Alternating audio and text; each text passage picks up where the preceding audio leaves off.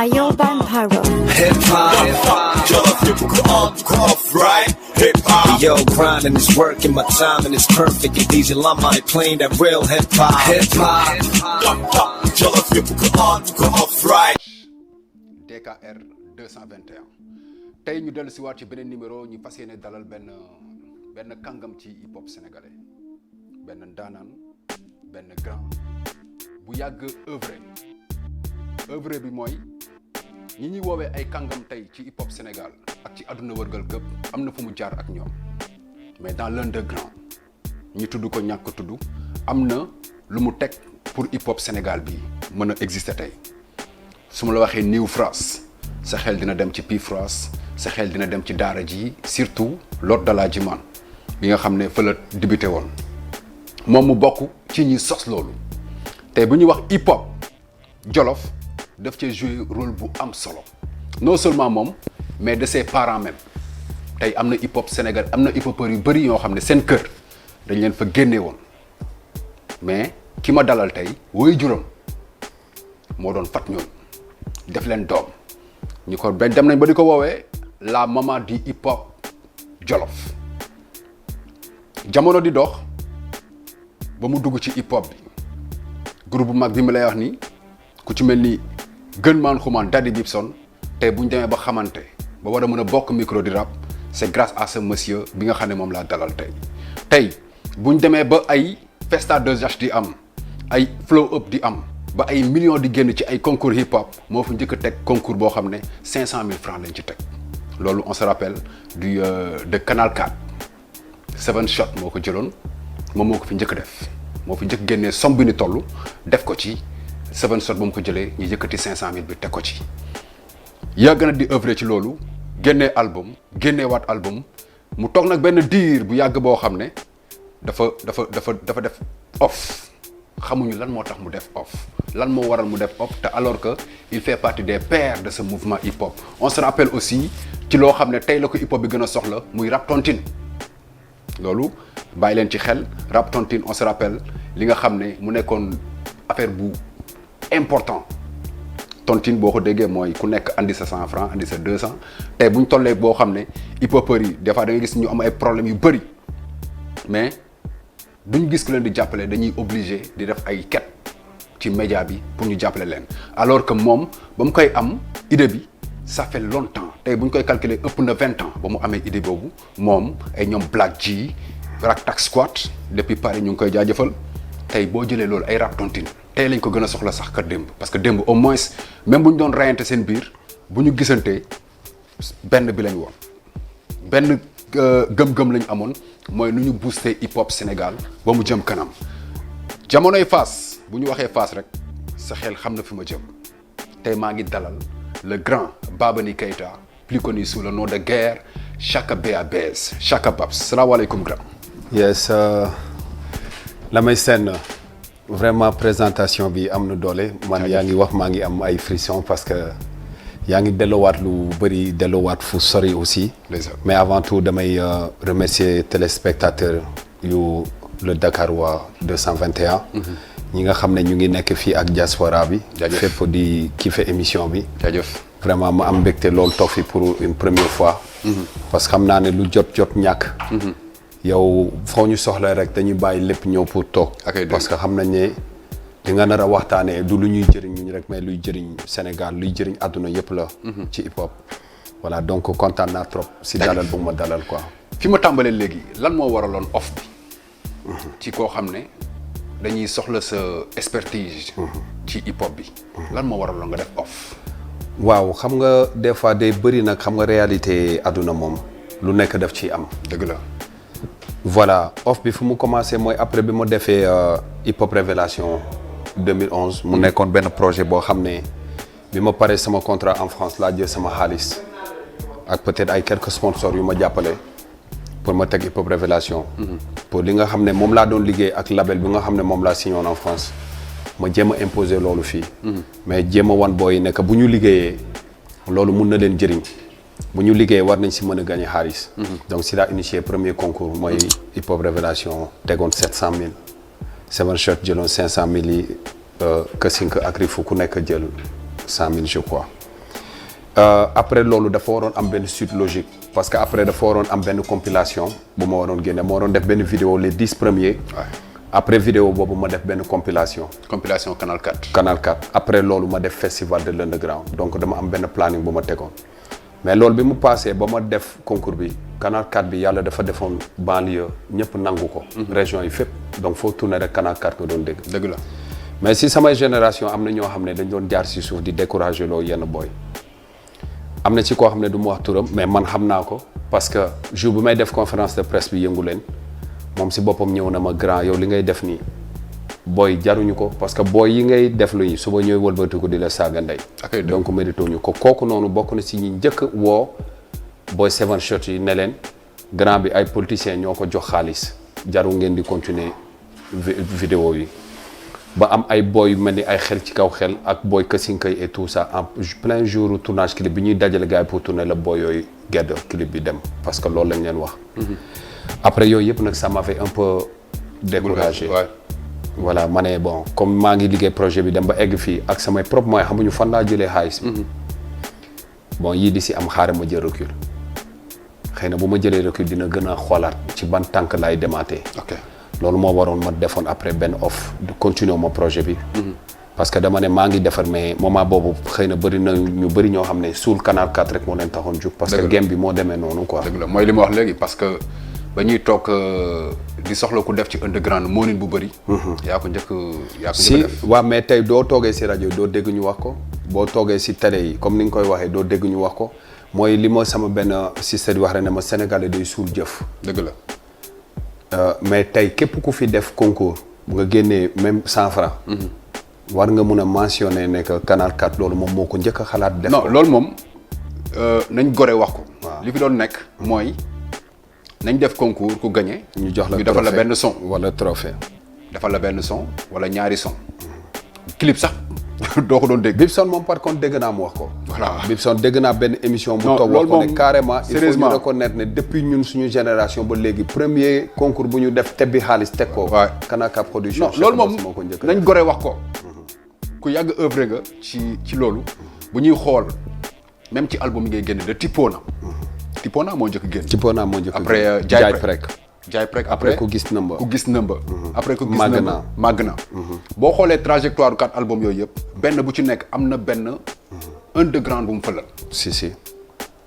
benn bu ci nekk. am na benn jeune talent boo xam ne def nga ko ci. c'est vrai presque Tipona ba nga ko defee pare. ba ngay ñëw ak Jaay Prek dafa gën a yaatuwaat. ku gis nëmba ak màgg naa bi. Tipona màgg naa. yaa ngi ko def ak. Fanfo waaw. beneen bi. Zap. ñoom ñëpp c'est des ay gars la yoo xam ne ñu am talent. mais gars yi mënuñ leen woon gis. yow nga jël sacrifier lu toll ni sa album nga waroon wane sa bopp. mais il a fallu que nga dugal gars yi kon loolu yàgg ci yow la. waaw xam nga damay seen souvent booy def yenn yi dafay fekk yow fi nga jaar la. am na foo xam ne boo fa jaaree yow forcément boo ci génnee da ngay bugg di gestu fa nga jaaroon ña nga fa fekkoon parce que moment boobu si même situation boobu. dëgg la toll woon yow. mooy man j'ai rampé seul sama balaa may génn di am turu Chaka Babsi muy génn je l'ai fait seul. dama dem di sacrifier di dem fu ne di dem ay banlieue heure bi ñii ñëpp di tëdd man heure yooyu laa doon xus banlieue di dem di freestyle di wala may dem di jouer ji te loolu gars yi xam xut bi yëpp dëgg. foog naa ne underground bi xut ba ñoo ma gën a xam sax ka Dakar. dëgg la. parce que fu mu doon gën a méttee foo xam ne du ñu fa gis benn rapport de Dakar ma dama fa doon ñëw sa kaay dañ ma doon wër pour protéger ma parce que. loolu da dëgg la fit bi ma amoon pour di xaaj yenn heures yi maa ngi rappelé am na benn concert waa Bionix. Géejawaay. waay liste bi li fa nekkoon si rapport de Dakar kenn xamul nu mu toll mais kenn demul man rek maa demoon. jour boobu bu mu fa eggee ñëw fan si ñoom ñoo ñëw naan non Chaka Babsi sa waaye moom fit rek lay demee quoi gars yi dañ ma doon wër ma ne leen non gars yi bu leen def noonu s'il vous plaît. man ci fii laa bokk. bu ma kenn wër wala def ay sécurité et tout bàyyi leen kaay ñu toog ñu pété. dëgg la noonu laa ko jàppee gars yi ba ma joué sama concert gars yi kontaan et tout donc loolu parcours boobu ma def xool jaar-jaar yi donc tey bu ma si génnee war naa mun di gestu ñi nga xam ne aussi ñu ngi si yoon boobu di ñëw. cause pour laquelle dama doon wax man sama chaque album bu nekk war naa mun a may benn espoir chance. dëgg la mu génn. donc loolu lu ma gëm la defuma ko sax pour man parce que boo seetee ñooñu bu ma leen di dugal si album bi presque man maay def dépense yi. boo xoolee Zap tey mu ngi toj Europe.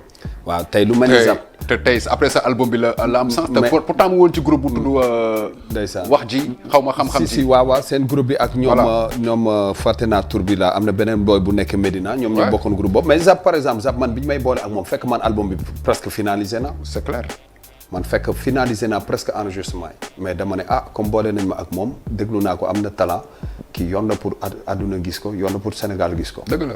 ma demaat encore fayaat pour ñu reprendre son yi ma dugal ko si mu def ci moom tamit lu nice ñu def ci promo yàlla def chance tey génn na ba tey mu ngi ci Europe bi. mu ngi def lu nice. loolu ma ko si ñaanal yàlla gën ko si dolli wërsëg. parce que lu mu ci mën a am rek man li ma ci am lu may bëgg ak lu may neex mooy nekk xëy na bu ñu àndee. yàlla sa loxo jaaree. voilà bu ma àndee ak nit. tey mu jug tekki am lu mu doon. damay sant yàlla parce que je préfère loolu ko ànd ak nit suba mu yàq ñu ne pourtant chaque la doon àndal. ndeysaan. moo tax man képp koo xam ne mus naa ànd ak yow wala mus naa sekk ak yow dara. ci sama carrière. ci liggéey bi suba ma gis la même bu dee dégganteetuñu mais ma lay seen fenn ngay exploser di tàkk. damay wax alhamdulilah. ak dëgg waaw donc noonu la quoi. mooy li ñu wax léegi boo xoolee moom même sacrifice bu muy wax ni da koy def des fois fu kenn daawul dem mu dem fa lan moo taxoon sa waajur bu jigéen bi ma tudd léegi même bu ñëpp doon dem.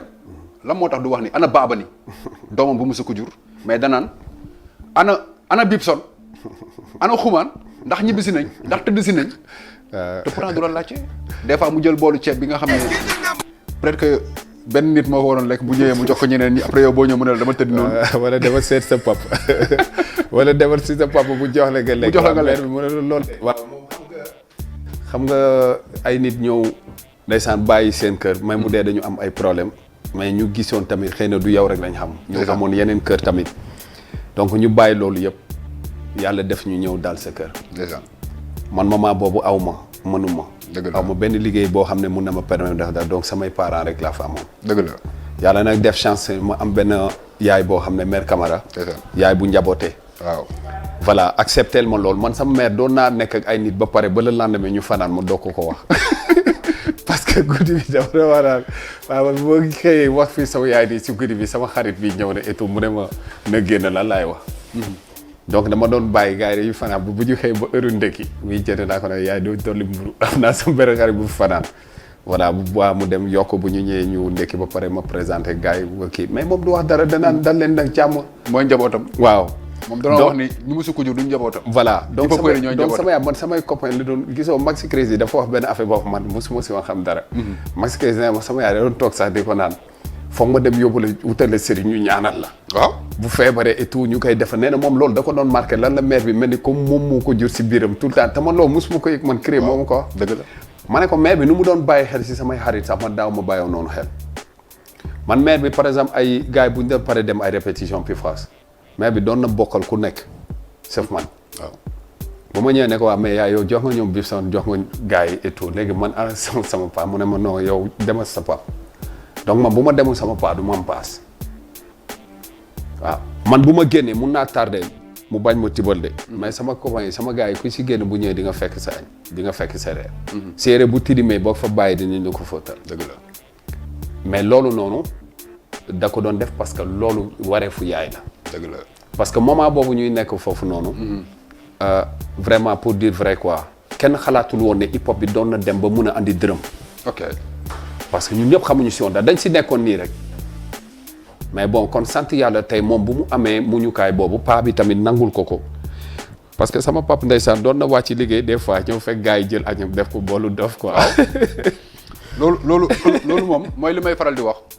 le hip hop sénégalais dafa am. histoire dafa am histoire. et ces histoires là boo gisee ma siy ñëwaat. dafay am solo. parce que tey boo duggee ci internet bi. boo tapé hip hop américain. dañ lay wax fu mu jaaree. dëgg la ñu wax la ay ñoom Cool Herc. wax la ci soxnaam ak wax la ci maamam ak. wax la ci ñoom ñëpp. kon ñun hip hop jolof après presque trentaine d'années. presque jàpp di léegi mu egg 40 ans. ba mu dugg see fii. mu am histoire bu important boo xam ne gars yi dañu ko war a xam. dëgg la kon tey waruñu toll fii. foo xam ne. dañuy wax juste cool hug dafa doy parce que ñoom Grand Chaka ñoom Maxi Crazy ñoom Bibson ñoom Awadi ba ñuy soog a ñëw pour ñu xamal ñu hip hop mooy lan mais ñooñu la ñu doon tuddal mais est-ce que dañu war a toppaat ci même longueur boobu ba tey di toppaat si ñoom cool hug c'est bien beau mais fii Jolof am nañ ñu def hip hop yi am nañ ñu ko def tey mu ngi koy wax tey ces gens de moment là am na ñeneen mais tey bu ñu doon bind histoire hip hop dañ leen war di mentionner parce que ñoom ñoo def ay grands yu mel ni ay Maxi Crazy ñoom ñoo def ay grands yu mel ni ay Daddy Bibson ñoom ñoo def ñu mel ni ay Gunman Xuman rawatina Chaka Babs mi Chaka Babs ñaata artiste mu sacrifié ci lu bëri ba tax tey gis nga off bu mu defoon war a dellu si waat te fu mu dellu si waatee moo baax lu tax mu baax mooy dama ne hip hop Jolof de Abdou Diouf daf ko bàyyi xel moment bi nga xam ne Sénégal kenn ñemewul Abdou Diouf boo waxee da lay tëj seuls les rappeurs ñoo jug ubbi brèche bi ba ñu ubbee brèche bi rest in peace ku ci mel ni Jules Junior jàpp ci combat boobu moment boobu la ñuy wax ni Walfadjri mooy rajo bu mag bi mooy rajo bi nga xam ne mooy waxkatu dëgg bi Abdou Diouf commencé bàyyi xel ba muy daanu c'était les rappeurs Abdoulaye Wade ñëw concert bu mu njëkk may public hip hop bi la parce que xam na ni rappeurs yi ñoo ko xeex on se rappelle de place de l'Obélisque ba muy daanu kan moo ko wàccee c'est les rappeurs te ba muy nekk ci nguuram yëpp ay rappeurs ñu ngi doon kaas ci méttitu dëkk bi Macky Sall ñëw par le biais des hip-hopeurs ba mu ñëwee lan moo tax Abdoulaye Wade bàyyi xel rappeurs yi ci ragal Abdou Diouf bàyyi woon xel rappeurs yi ci ragal et que Macky Sall nguuram duñ sax bàyyi xel rappeur bi qu'est-ce qui se passe ba tey grand yu mel ni Chaka Babs ñooy mujjee dellu si waat pour defal ñu hip hop self défense ci ban fànn est-ce que mënati na nekk pour mu nekk nan lay nekkee loolu nag mooy wax ji grand buñ tollee ci hip hop bi nguur ragalatu ko qu'est-ce qui se passe y a problème. oui Lamay Sène comme ni nga ko waxee c'est-à-dire hip hop bi ñun dañu amoon benn objectif. suñu mission moo doon nekkal fi peuple bi pour pouvoir surveiller le système. parce que tout le temps dañu wax ne le hip hop est contre le système. Ouais. mais c'est pas sax contre mais c'est pour surveiller le système. parce que le système fait partie du Sénégal et nous sommes citoyens sénégalais. donc dañu war a bàyyi xel ci lu ñu moom. mais hip hop bi dafa am benn rôle bu am importance moom la doon jouer. ok mooy ñun stabilité wu suñu Sénégal si dëkk bi si comportement yi. si mentalité yi. ak si gouvernement bi. ok loolu dañ si doon jouer rôle bu am importance ñun les rappeurs. et que loolu muy peuple bi daf ñu bàyyi woon xel. mais politiciens yi aussi dañu bàyyi woon xel. ok dëgg. moo tax bant bu guddul la ñu doon laalee. dëgg la parce que suñu message dafa am ci lu mu fondé woon quoi mooy dara li tax ñun ñu hip hop lu tax ñu rap lan la. c'est pour teewal la voix des sans voix. dëgg la ñi war a wax te amuñu fu ñu war a waxee muy le peuple. donc le peuple dafa àndoon ak ñun autant peuple bi lu mu bëgg a xam wala lu mu war a def du si politiciens yi la koy déggee mais si rappeurs yi la koy déggee. dëgg la parce que dañu doon suivre actualité bi. parce que dañ doon suivre actualité. te ñun lu ñu wax si suñu benn single Lamay Sène teg ko Jules Junior teg ko kee teg ko loolu bul sonno suba mu nekk actualité. média bi topp si. dëgg la donc force boobu la ñu amoon donc ñun hip hop li ko taxoon jug dafa social hip hop dafa social d'abord. hip hop day ñëw dimbali pour même bu amul dara. muy le côté social ñun côté boobu la ñu organiser woon taxaw fi ànd ak peuple bi ci loolu. donc nekk ci aussi di si jox vraiment muy am ay résultats comme ni nga ko waxee ci temps Abdoulaye Wade ci temps Abdou Diouf nu ñu fexe ba Abdou Diouf jóge fi Abdoulaye Wade toog fi Abdoulaye Wade bu mu toog nu ñu fexe ba mu jóge fi ba tey Macky toog fi et tout ça. mais plus ñuy dem plus dañ doon gis hip hop bi dafa demoon ba commencé casquette am commencé changer c'est-à-dire les acteurs du hip hop dañ doon gën a am ay connexion ak les politiques. ok di nekk ami di fréquenter di def ay affaires yoo xam ne dafa doon tax. politiciens dañu commencé di découvrir suñuy secret bi hip hop bi amoon di ñu infiltrer di am nu ñuy jaaree pour mun ñu diviser pour ñoom ñu mieux régner di ñu financer di ñu diviser pour ñoom ñu gën a mën a am assise léegi bu boobaa da leen yow tey Chaka Babs bu dee mu ngi ànd ak benn politicien tey di nga rus ak xalaat politicien moom parce que da nga naan non Chaka sama grand la quoi. wala sama ceeb dootul nit. waaw wala man nan laa jaar ba wax ko donc loolu mu nekk benn barrage xëy na tamit ñoom tamit ils en ont profité. ok tamit fexe ba gën ñu miin gën a xam ñenn ñi suñuy seen i point faible dugguñu ba am fu ñu jekku ba xëy na ñenn ñi waroon wax dëgg-dëgg dañu foog ne bu ñu waxee rek après éclatement day am. dëgg la mais hip hop aussi daawul mbuboo peuple bi. non ñun daaw ñu mbuba peuple bi pour def dara. non kon les gars yi ñu doon bàyyi xel waaw parce que boo seetee tey man du ma d'accord man en tout cas man personnellement Chaka Babs du ma d'accord ndax un politique wala un politicien man en tant que rappeur may wax askan bi nañu génn ci mbedd. man loolu d'accorduma pour man loolu c'est pas un message boo xam ne c'est pour un rappeur. man pour man tey mun nga am say lyrics sa bind sa benn single. boo xam ne li nga bëgg a wax parce que ñun li ñu fi daaneel yëpp ay single lañ leen daanelee. waaw. sérieusement ay single lañ leen daanelee donc li ñu daan def noonu bu ñu ko continuer woon ba léegi nekk si norme yooyu ba léegi hip hop bi mu ngi nekk fu mu nekk rap mu ngi nekk fu mu nekk ba léegi ñun système bi ñoo ko changé.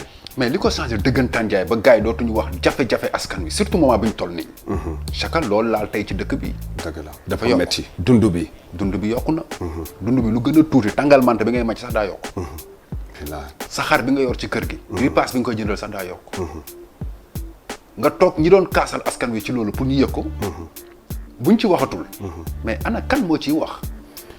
waaw loolu nag moo tax tey boo seetee comeback bi ñëwaat loolu si lu si gën a li ko gën a war a si la bokk. ok parce que mooy li ma doon wax rek maa ngi koy wax si plateforme hip hop self défense bi ma ne leen hip hop dafa tolloon foo xam ne hip hop rek moo ñu taxoon jóg. après dañu dem ba benn moment ay intérêt personnel lañ ko def ci hip hop bi. donc ce qui veut dire que hip hop lu mu def si ñun. daf ñu seetal conscientiser ñu après ñun ñu ñëw tilimal ko. moo tax hip hop commencé ñu wan ginnaaw. ok léegi comment faire pour revenir parce que tamit nit ku nekk nit nga rek des fois tolluwaay day am te nit ñi yamuñu am na ñoo xam ne mun nañ jaay seen ngor am na ñoo xam ne du ñu jaay seen ngor. am na ñoo xam ne loo leen mënti wan fi ñu toog fa la ñuy toog ak nu mu mënti demee nag fi ñu toog fa la ñuy toog. dëgg la mais am na ñoo xam ne aussi jaralu leen ko donc ñun ñëpp xam nañu mouvance bi fi amoon fii. par rapport ak mouvement Y'en a marre par rapport ak yeneen mouvement yu nga xam ne. Y'en a envie. Y'en a envie. waaw ay mouvement tëti bés bu ñu bi ñu demee ba rappeurs yëpp bëgg a doon ay activistes. fa la gën a problème yi gën a. commencé ay activistes lañ mës a doon ci lyrics. mais foofu mooy activiste bi ma lay wax mooy lyrics bi. parce que man la may seet man balaa may ñëw en tant que rappeur di jël tout le temps chaque jour ma jël sama vidéo.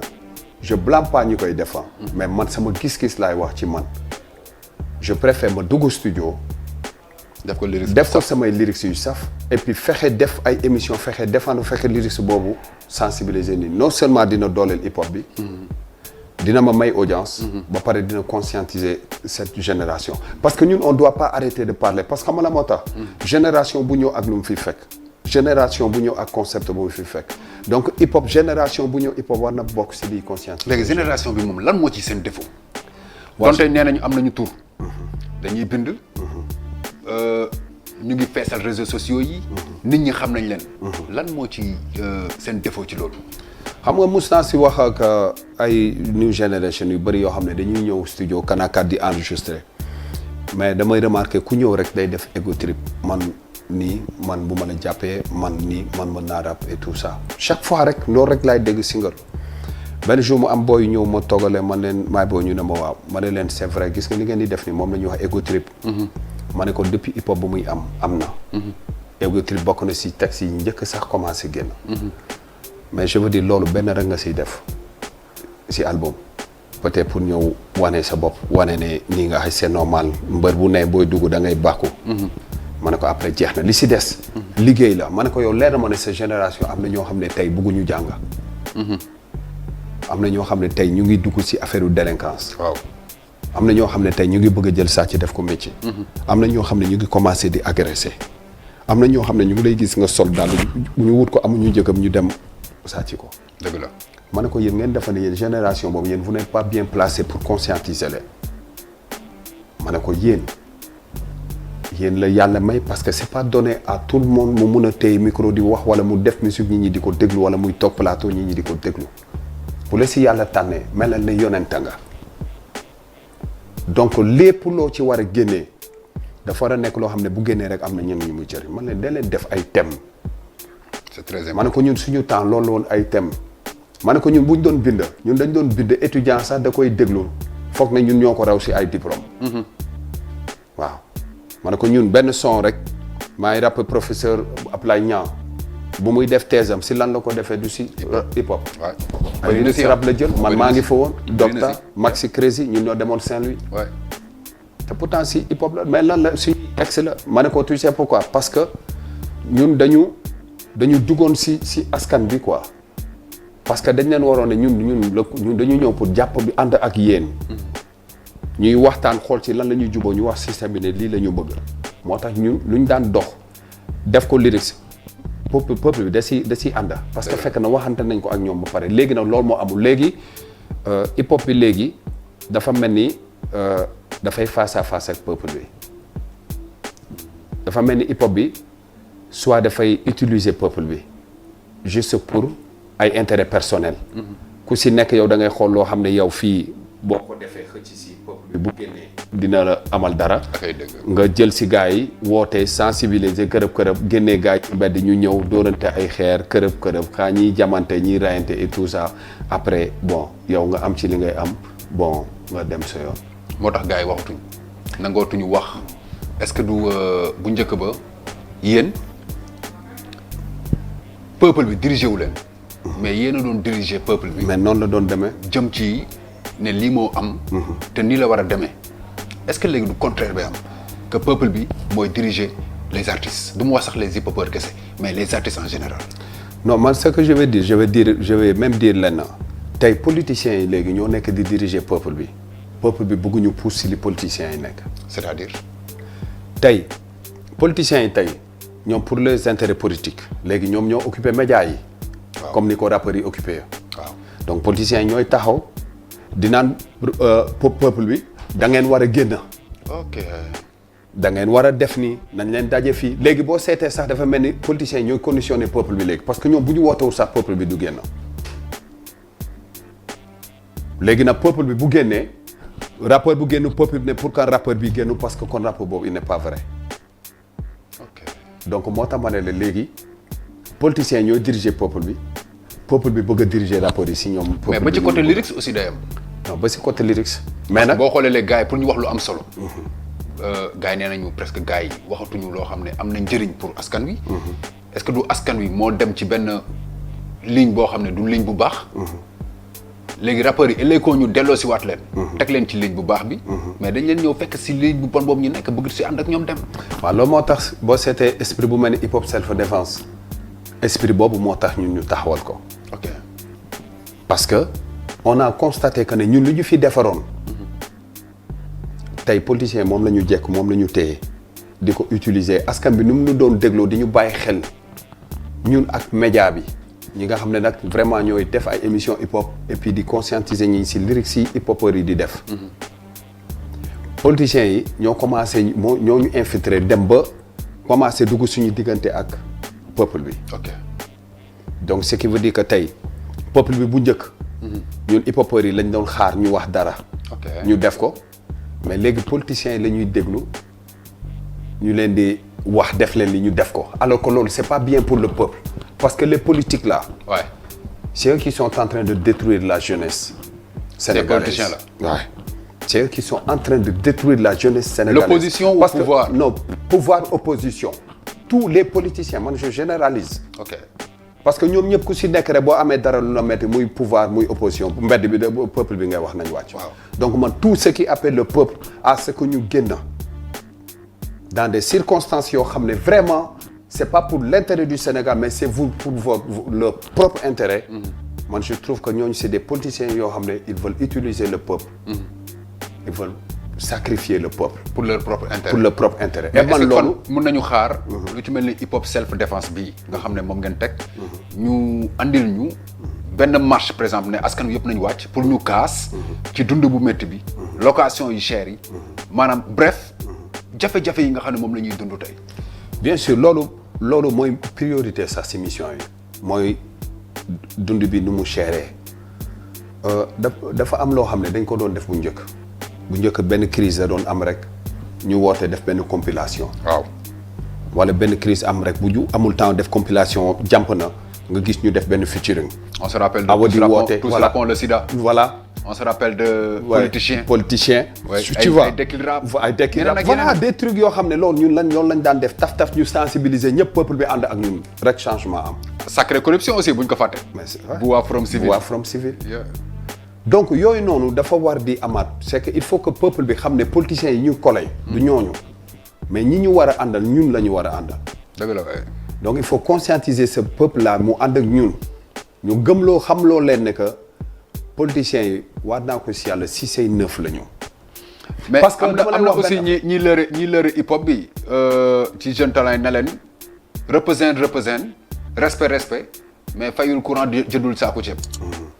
waaw xam nga courant ak saako ceeb et tout ça yooyu yëpp yàlla suñu borom moom moo ko yore. dëgg la waay. dafa am loo xam ne il faut ngëm-ngëm aussi da siy dem c'est vrai que tey munoo taxaw naan représente mais gis nga représente boo ko jaaree si yoon di nga fay courant di nga fay ndox. ok dëgg. mais am na représente yoo xam ne aussi étincelle la da ngay def nii rek après. parce que àndul ak gëm-gëm. peut-être début bi di nga commencer fay. parce que courant ak ndox de mais mun nga dem ba benn moment. tey boo xoolee sa frère respect ci lui. parce que au moins moom dina koy def. dina toog bu askan wi xawee kii mu dugal studio am génne benn single am sandi comme ni mu ko defee tout récemment. dina koy def muy xumaan. moom day participer mais lu ci gis moo tax mention spéciale à lui Gunman Xuman man dem naa le dimanche passé je crois lañ ko doon defal sargal à la MCU. ouais maa ngi foon mais j'étais très fier de lui parce que da ngay gis ne ba léegi saa yu ko dëkk bi soxlee pour wax moom mu ngi wax quoi. Sénégal jaay bi. waaw saa yu Sénégal jaay bi single bu nice boo xam ne li mu ciy wax loolu moo am. loolu am. mais il faut que yu mel ni ñooñu ñoom xumaan di def tey gars yi médiatiser ko gars yi wane ko parce que Joe xam nga lan moo gën a garaaw ñun bu njëkk dañu yaroon politiciens yi. waaw mais foofu laay waxee depuis le début ñemewuñu woon. non taxaw si rajo yi wala télé yi di waxee nu leen neex quoi seen wax yi dañ ko doon defar parce que xam nañ ne ku ci mooy ci li ngay wax rek boo xëyee single bi yow yaay nekk actualité ci hip hop Galsen. te li la gars yi nar a teg yëpp sa kaw doo ko nangu. parce que gars yi ku si nekk ak façon bindam la woon te lépp sa kaw lay daal. te ñu ngi jëm ci ay séances électorales. moment yi am na fekk ñi éveiller conscience su sénégalais bi ci lan mooy député. jaarale ko ci ay son yi bu génnee après débat yi da ciy topp. invité la nga ñëw expliquer. c'est quoi un député lan moo war a nekk rôle député législatif yi gars yi xam parce que ñu bëri dañuy dégg législatif. alors que duñ déglu journal. am na ñoo xam ne ñu suivre journal ñoom nañ dugg TikTok. xool la fay buzz. dugg Facebook xool la fay buzz et surtout yi ñu xool la fay buzz mais bu weesoo loolu fan la ñuy xamee lan mooy législatif lan mooy njëriñu vote. lan mooy njëriñu yooyu yëpp. hip hop bi da doon éveiller conscience yooyu. ci askan. te dafay am solo léegi nag hip hop self défense. adhésion bi nan la. kan moo ci bokk. fan la siège bi nekk. nan la ñuy def pour dugg ci. ainsi de suite. ok hip hop self défense bi pour le moment nii concept la boo xam ne ñu ngi ko teg. moo waxtaan si ak sama frère Kopa Final Gang. Kopa. waaw bi nga xam ne vraiment du def dara te du ma laaj. dëgg la. sérieusement des fois damay toog di fàttaliku benn émission moo doon def ba waa Final Gang woote woon ndeysaan mu amoon benn réero un peu parce que peut-être moment boobu noonu la c'est normal booy. ñu ngi doon génn waaw xam nga. mais après moom dafa jóge ci loolu gën ma jàpp depuis boobu nag ba léegi. amul lu muy def te Kopa du ma woo donc bi muy waxtaanee moom si hip hop self défense bi déjà rek après ñu bëri dañu commencé ay ñoom néew bi. Abdou. xam nga ku nekk ku baax aussi moom tamit mu ngi si self défense bi. Abdou néew bi moom man damaa bëgg tur boobu ñu jël ko suuf. waaw ñu doon Abdou. le vigile sax laa gis léegi. parce que ci groupe maa ngi dégg le vigile. waaw parce que bëggatuma ñu koy woowee. waaw sérieusement quoi voilà moom tamit muy ku baax. ay Ibou Faas xam nga vraiment Jazz Endam ji. underground bi rek ñi nga xam ne vraiment dañu nekk ci suuf yàgg fa trop nag doon ay old school yu yàgg ci suuf man ñooñu laa dem. saa yow ñu nga lim nii kay moom. non si xam nga. old school underground la old school underground quoi. ay ñoom Babs ay ñoom Babs Endam ji ay ñoom Seen Dof. xam nga gars yëpp vraiment ñu ngi ci connexion bi. ok donc lu ñuy def pour adhérer pour le moment ñi intéressé dañuy woote ci sama numéro. ok pour ñu ajouter leen. déjà ci plateforme bi. parce que foofu la ñu nekk di échanger idées yi parce que ñu ngi bëgg a def benn rencontre première rencontre ñu ngi koy waajal donc pour le moment on est en train de sensibiliser hip-hopeurs yi pour ñu ñëw ci self défense bi. self défense nag foo ko déggee ñu wax rek mooy ne que war nañu mën a protéger suñu bopp te pour protéger suñu bopp il faut ñu mën a xool le mal nan lañ ko mën a maîtriser.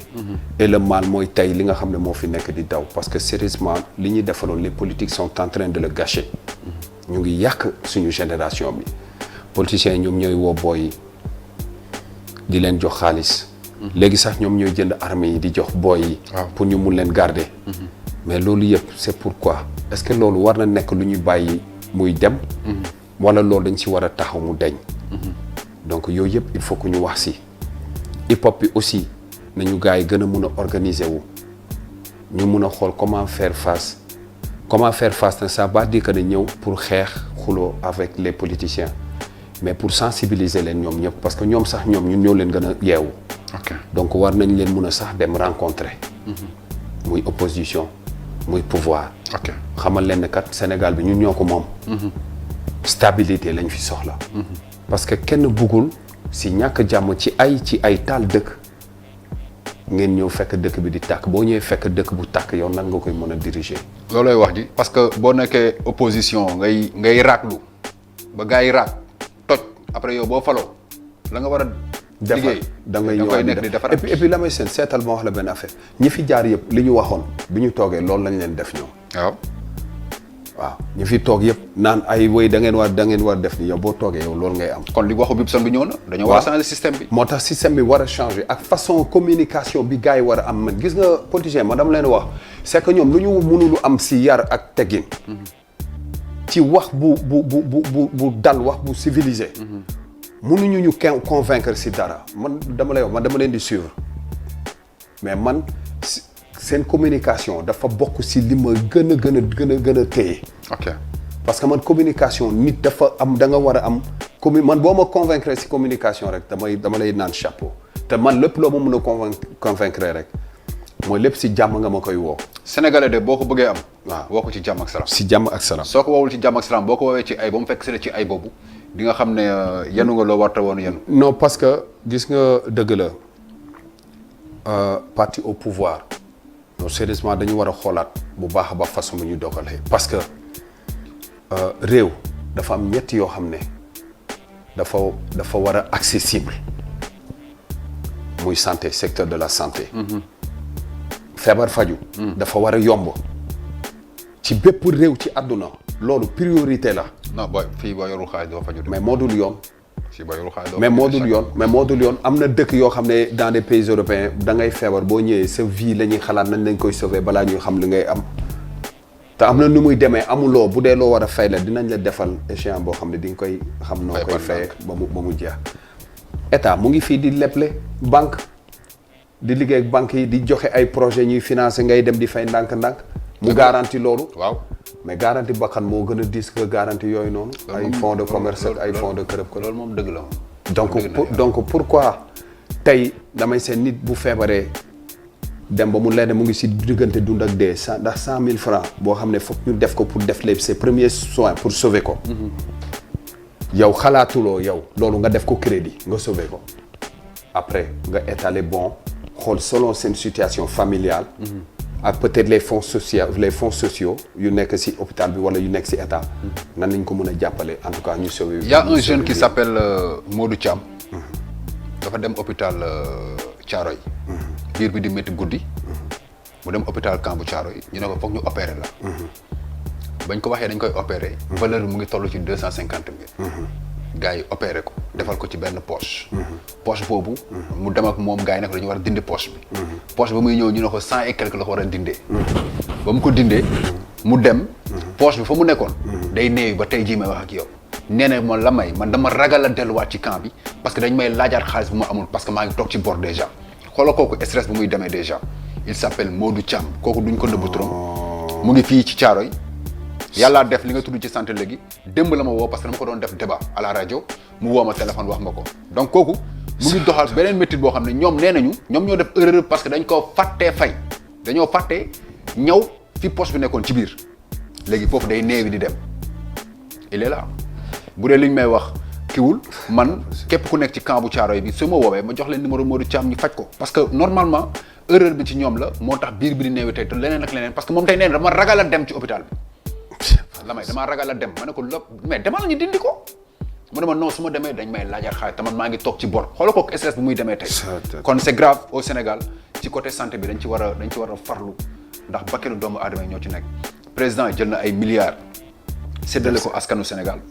pour loolu leneen ak leneen am na fi y a des priorités en ça muy bakkanu doomu aadama parce que nit li ñuy wax mbégte boo fekkee c'est bien beau ay terre c'est bien beau dañ ko soxla ay BRT dem ak dikk dafa war a gaaw c'est bien beau soxla nañ ko boo wérul doo dem na ko askan wi fekkee boo wérul doo dem doo dikk nañ ko fekkee sa biir bu feesul yooyu yëpp doo ko tal te yooyu yëpp ay priorité la ci dëkk bi yoo xam ne dañ ko war a régler c'est pas parce que tey da ngay wax ci nguur wala ngay wax lu ñagas ci nguur gi que da ngaa contre état non déedéet on n'a jamais été contre l'état tey pour man état dafa war a am sax lu muy sante yàlla boo amee ay jeunes yoo xam ne ay hip-hopeurs lañ di ko rappeler à l'ordre parce que am na si ñoo xam ne mu ngi leen di fay salaire muy ñi leen di woowee ay conseillers te duñ ko conseillers yi yëpp am na ay renseignements généraux ay RG yu fees dell ci dëkk bi te duñ ko jox renseignement bu baax bi kon ñun ñi nga xam ne ñoo nekk ci médias yi hip-hopeurs yi nga xam ne ñoo jël seen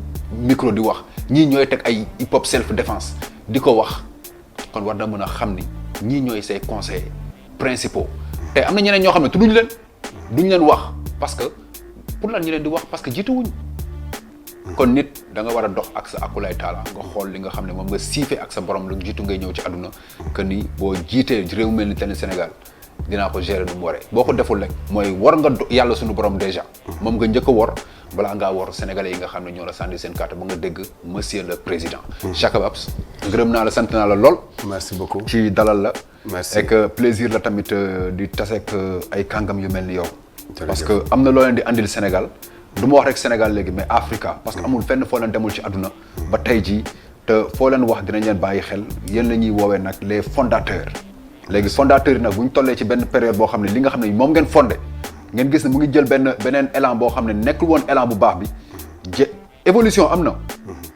évolution am na mais tamit changement dafa am mun nañ évoluer mais tout le temps restant ci li nga xam ne mooy idéologie wu Sénégal ak hip hopam adduna foo dem dafa am seen hip hop mais ak niñ koy defee mooy dafay méngoo ak seen culture yes Sénégal dafa am culture bu particulier mooy du may faral di dégg Fada Freddy di ko wax ñun li ñu am Sénégal man bu dul woon Sénégal nekk naa multimilliardaire ma ne ko lu tax mu ne ma gis nga Sénégal bi dafa am benn culture bu mu am yar boobu ñu amee ak bët boobu ñu xoolee man waruma ko wàcc mais bu dul woon loolu tey damay nekk multimilliardaire ci musique bi ma nekk ma ne ko xam naa si dara parce que am na ci gars yu bëri yu la doon côtoyer te la proposer ay milliards te nu mu amee ci moom noonu la amee ci ñeneen ak ñeneen ñoom Chaka keneen ak keneen parce que chaque jour da ngay jiital benn gëm-gëm bi nga xam ne moom la Sénégal demee te bu ñu wax ci gëm-gëm tey bu ñu demee ba am ndam ca Soudan ak cheikh bu mag bi ca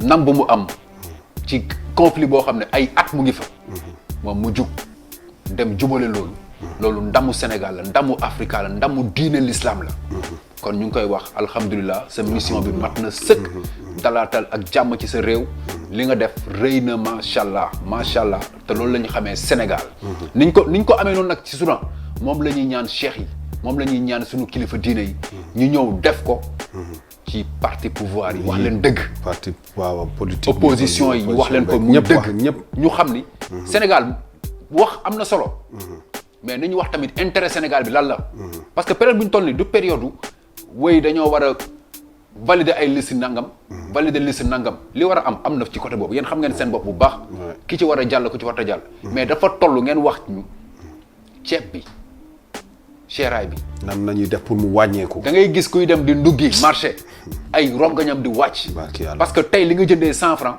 boo demee suba ñu ne la 200 lay jar fekk sa dépense yokkuwul salaire yokkuwul kon dund bi métti na monsieur le président te loolu da nga cee war a taxaw bu baax a baax tabaski bee ngi nii di ñëw gars yi xamaguñ fu ñuy taxaw ci côté xar yi parce que frontière Mali bi tijjee ko gul ba léegi kon monsieur le président yow mii andiwaatal ma ko voilà gis nga sa rafetaay bi nga xam ni taar bi nga amee nii xam nga kon Marème xoolaatal bu baax dëkk bi parce que ay ñoom grand Jacques Babsi heure bi kenn waxatu ko. bu ñu nekkoon say conseiller dëkk bi doon na mel neneen moom mu jël rappeurs yi comme ay conseillers sax bu doon déglu rappeurs yi rek fii président bu fi jaar di déglu rappeurs yi déglu nga xam nan ngay diriger sa réew dëgg kon parce que ñun ñooy dugg si suuf quoi ñun ñoo xam li peuple li askan bi soxla ak li muy jooy li muy soxla. dëgg la xam nañ ko donc comme ni nga wax rek dund faju mooy li ma doon wax feebar faju xiif lekk. Éducation ñetti branche yooyu bu yombee rek si askan rek dëkk boobu naat na quoi. dëgg la waay grand merci beaucoup. mais merci beaucoup du ma fi jógee nag xam nga te du ma remercier connexion hip hop self défense bi yëpp. sama famille di remercier aussi di la remercier Lamay Sène ak sa équipe technique bi yëpp. bu le Dakar waa 221. bon di remercier aussi sama frère Ben Rakim Sow. franchement Ben mënu ma ko gis nga bi may pare def émission bi la ma ne yow Kadish Moda moo lay solal booy dem émission. te waxal ma ko Lamay Sène parce que vraiment nga xam naa ne pub la nag mais da ngeen ma koy may. waaw non kooku damay ñëw ma sama frère la ku mun a ñaw.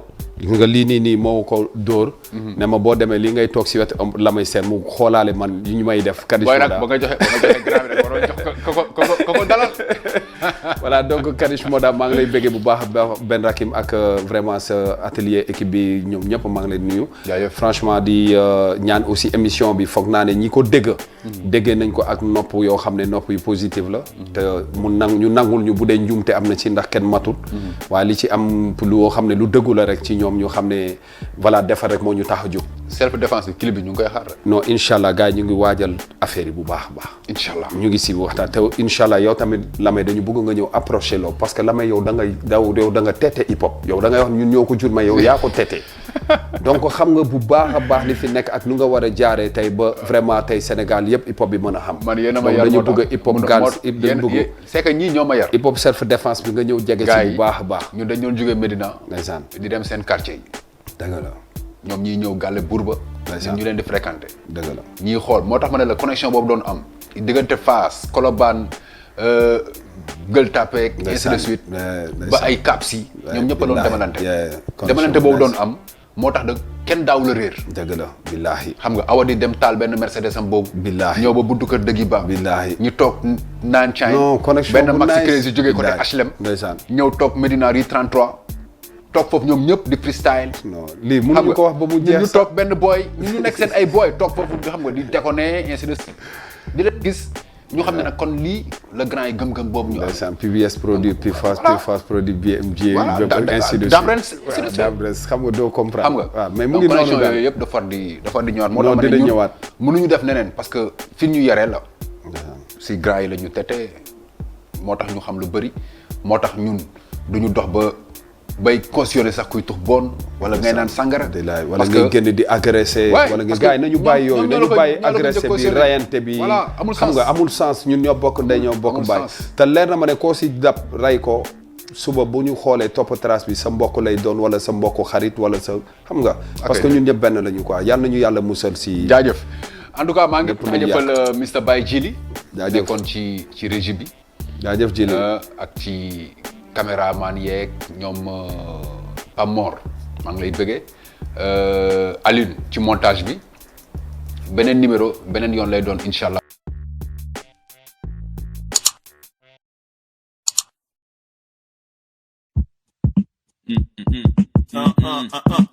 Ayo Vampiro. Hip hop, go off right. Hip hop, yo, grinding is working, my timing is perfect. And these alumni playing that real hip hop. Hip hop, go off right.